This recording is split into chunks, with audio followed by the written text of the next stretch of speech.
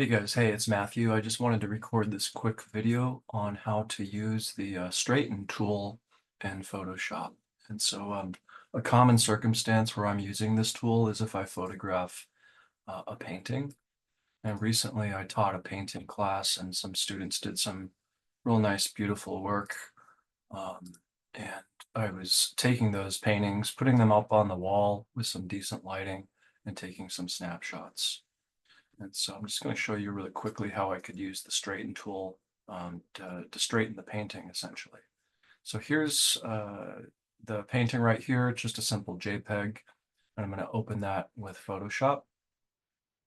And the way that you can find the straighten tool is by hitting C for crop, which was already selected actually when I opened up Photoshop. If I go back to the move tool or selection tool, you can see that that option disappears up here at the top of the screen. And so in order to see that option, you have to hit C for crop or come over here and engage the icon. And as soon as that happens, you will see this option up here for straighten.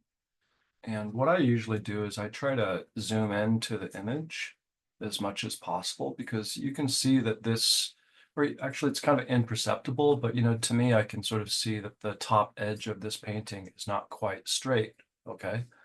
Because I just shot it ad hoc, with my iPhone.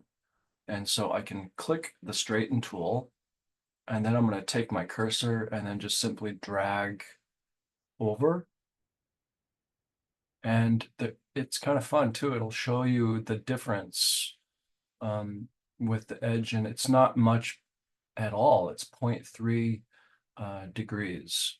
And so, but that is something. Okay, so I'm gonna let go of my cursor, and you can see that it barely just kind of moved things to straighten the top of the image. Now, obviously, that doesn't guarantee that the other edges uh, of the painting would be straightened out, but I always think it's a good idea to start with a straight edge on the top, and then I can do continue to do Photoshop magic to kind of, fix the remainder of the image. But this is when I'm working with a drawing or a painting, this is one of the first things that I always do. When you're ready and you're happy with how things are looking, you come up here and you can click the checkbox. And that's it for this tutorial. Thanks, guys.